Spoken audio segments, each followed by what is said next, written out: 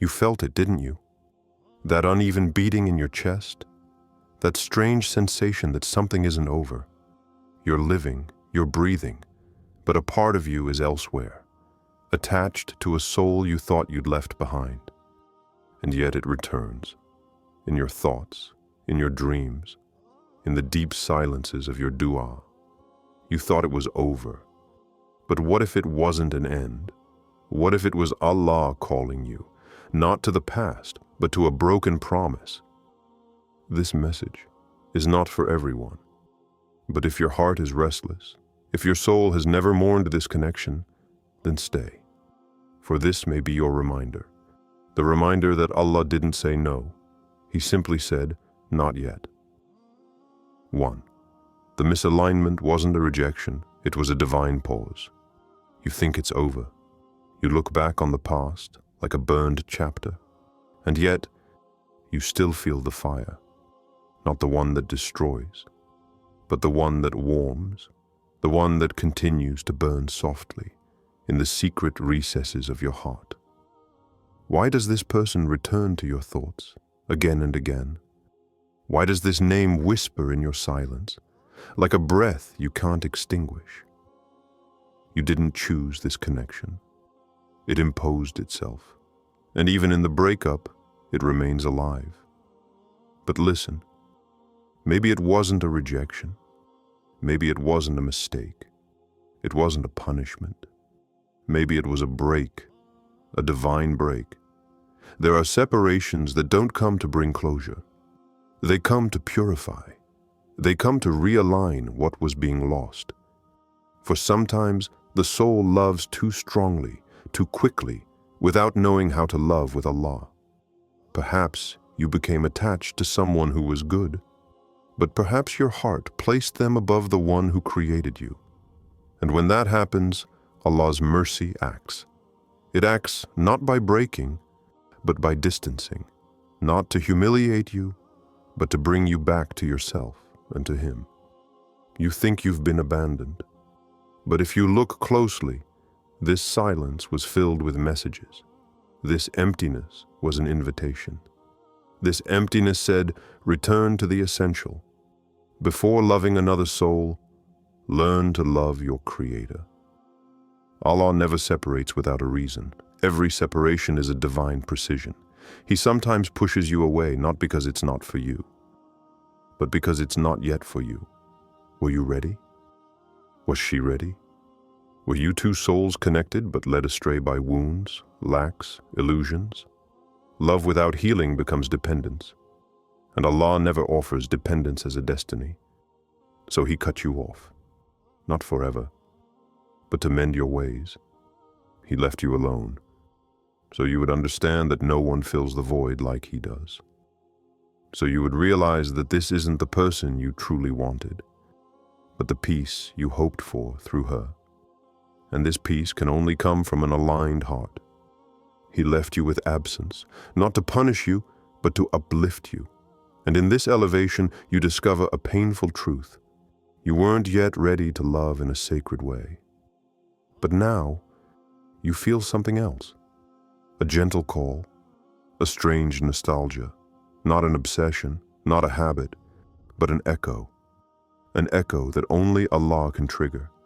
And if that name returns to your heart, even though you've prayed for clarity, then perhaps it's not a step backward, it's a reminder that some souls are written for each other, but they must first rewrite themselves in Allah before they can unite.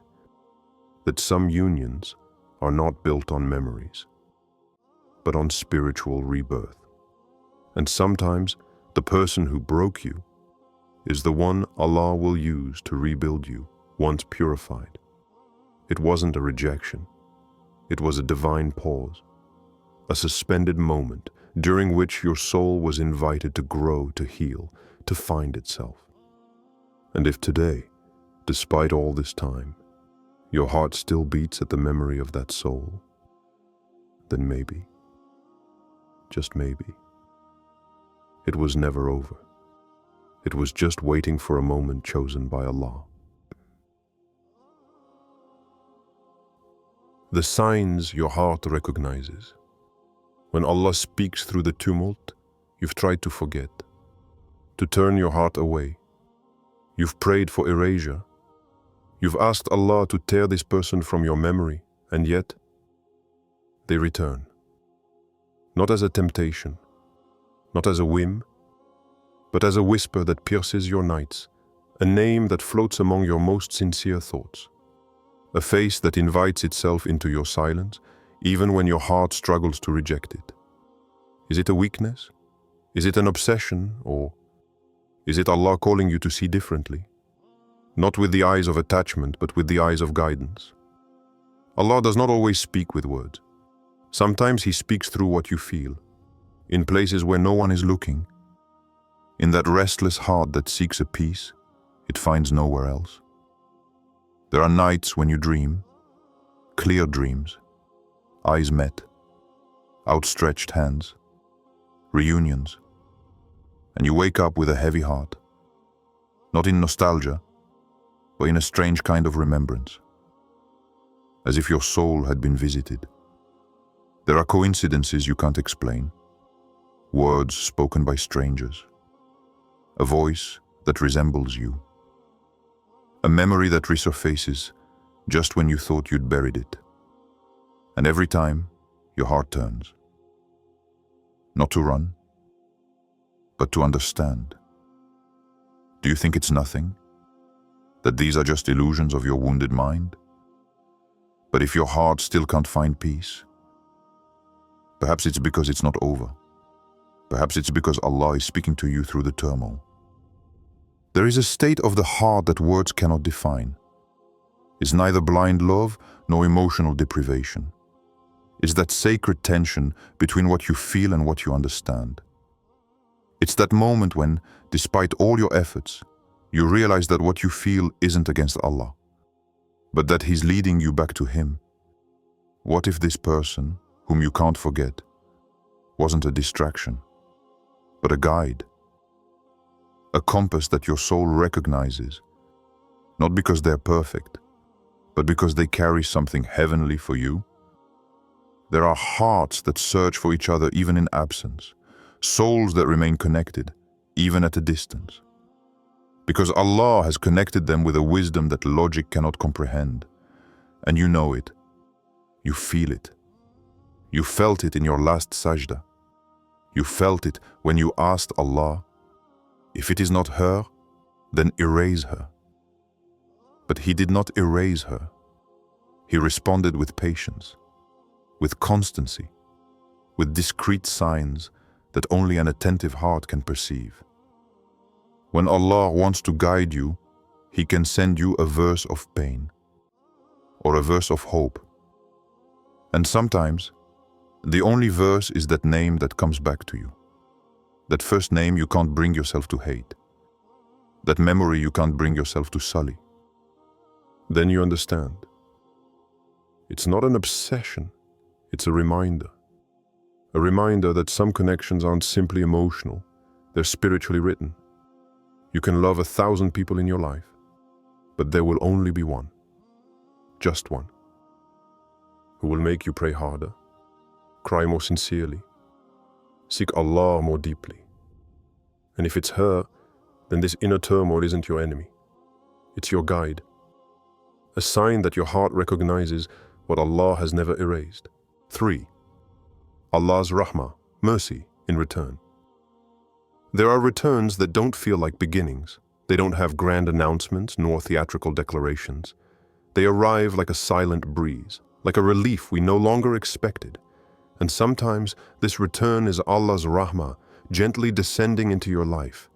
It is not revenge for past pain, nor is it a sign of weakness. It is a divine caress. For Allah never promised that the path would be linear, but He promised His mercy to those who return.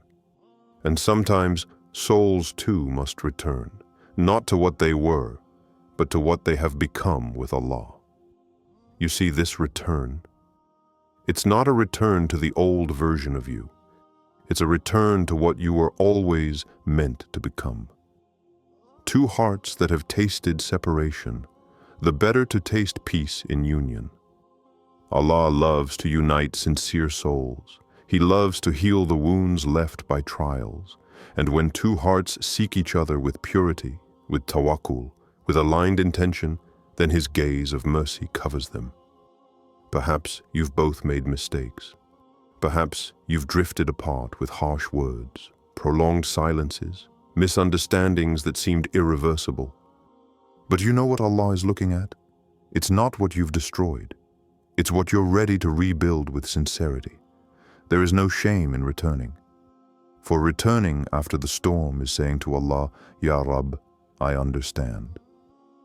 This time, I want to do it under your gaze. And you'll see, Allah's mercy makes reunion sweeter than the first moments. It erases grudges you thought were eternal. It purifies intentions. It repairs what you couldn't even name. For Allah is Ar-Rahman. And His Rahmah does not pursue you to remind you of your past. It surrounds you to open up a future for you. A future where love is no longer an unstable emotion, but an act of worship. And perhaps this return is precisely what your heart was waiting for, without even knowing how to ask for it. It's no coincidence that you still feel this connection. It's no illusion that this person returns with more gentleness, more modesty, more light. It wasn't just them who came back. It was Allah who gave you another chance, a second page. Not to erase the first, but to write with more wisdom. Never doubt Allah's mercy. It transcends your faults. It transcends separations. It even surpasses your capacity to understand. If your heart finds peace when you think of this return, then know that it may be a healing in disguise. And Allah often heals in silence, in gentleness, in those moments when you feel that, despite everything, something sacred is still alive. This return is not a weakness. It is a response, an echo of your patience, a fruit of your supplications, proof that your Lord never forgets those who call upon Him with sincerity. So welcome this return, not with pride, but with gratitude. For it does not come from you, nor from anyone else. It comes from Allah. 4. The spiritual conditions for a blessed return. Do you want a return? A true, pure, lasting one? Not a temporary reconciliation dictated by loneliness or loss, but a written return, permitted and blessed by Allah. So we must return to the basics, not to the person, to Allah. For no heart can reconnect with another if it is disconnected from the Creator. 1. Tawbah, sincere repentance. Before two hearts can find each other, they must purify themselves, not just from grudges, but from the sins that have weighed down their souls.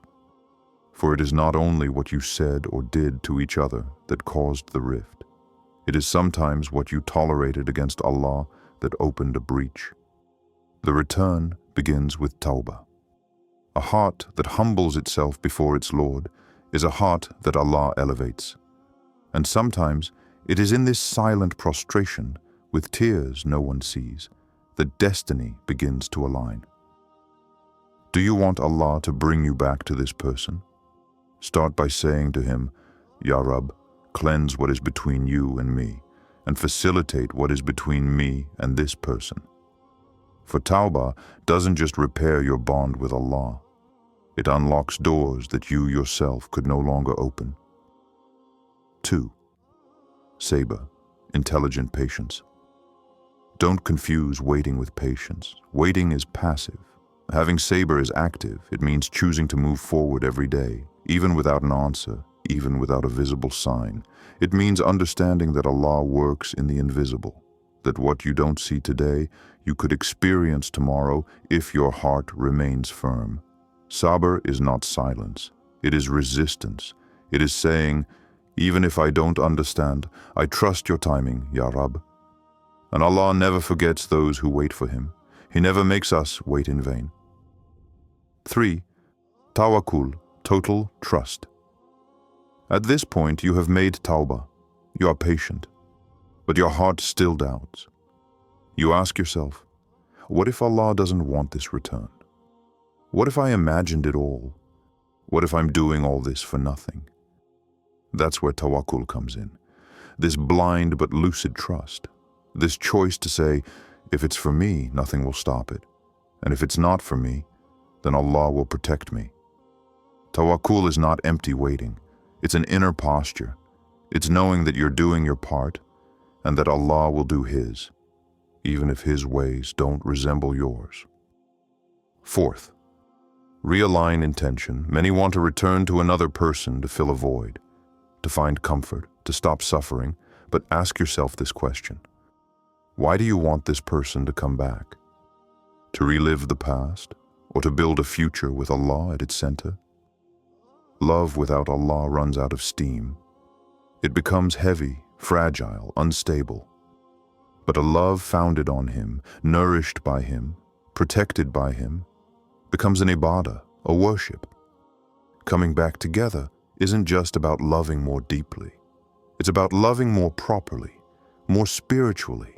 It's saying, this time, we're not doing things as two. We're doing them as three. You, me, and our connection with the Creator. 5. Don't force, but prepare. There's a big difference between chasing someone and elevating yourself to be ready if they return. You don't need to force destiny. You need to become the person Allah wants you to be. And if that person does the same, then the return won't be a miracle. It will be a given. The blessed return comes when two souls, after being broken, have been rebuilt by Allah. You do not deserve this return by your desire, but by your inner work. And if it comes, it will not be a simple return, but a living testimony of what Allah can do when two hearts choose His path before choosing the others. 5. When love becomes ibadah, being together for Allah, there is a love that consumes, and another that builds, a love that diverts, and a love that brings back. There is the one we seek to heal ourselves, and the one we find to walk toward Allah. The latter is not just a feeling, it is ibadah, a worship, a sacred bond formed not by need, but by faith. To come back together to fill a void is human, but to come back together to fulfill a mission is divine. When two hearts unite in the light of Allah, their relationship transcends emotion. It becomes a means, a bridge, a spiritual destination. Because love, in its purest form, is the kind that pushes you to become better, not to please the other, but to please the one who gave you the other. Love becomes ibadah when you pray not only for her, but with her. You don't hide your weaknesses, you expose them so that together you can transmute them into strength. You don't seek only physical intimacy, but the intimacy of souls in prostration. You don't just say, I love you, you say, I want us to go to heaven together. Love becomes ibadah when every glance you give the other is a silent gratitude to the giver. When every argument becomes a reminder, not a breakup. When every trial is shared as a common struggle and not as a solitary escape. Being together for Allah means being guardians of each other's light. It means knowing that you hold in your hands a heart shaped by the Creator, and you choose to honor it, not manipulate it. You choose to elevate it, not hold it down. You don't just become a partner, you become a witness to what this person becomes thanks to you, and what you become thanks to them under the gaze of Allah. A return that becomes sacred begins with a sacred intention. Not, I can't bear to live without you anymore, but I want to live with you under the mercy of Allah. Not, you are my only source of happiness, but you are a means by which Allah allows me to grow. This perspective changes everything. It purifies. It transforms expectations into responsibilities. It transforms human promises into spiritual alliances. Two hearts that love each other for the sake of Allah become allies. Allies in faith, allies in dunya, allies in eternity, if Allah permits. And love then takes on another face, that of silent support. of a gentle presence in absence, of an outstretched hand in times of doubt, of the voice that recites du'as for you while you sleep, of the person who reminds you of Allah when you stray from Him. Being together for the sake of Allah is building a home that is a spiritual stronghold, a place where we cry together before our Lord, a place where vulnerability is not judged but welcomed, a place where every day we ask ourselves, what does Allah expect of us today?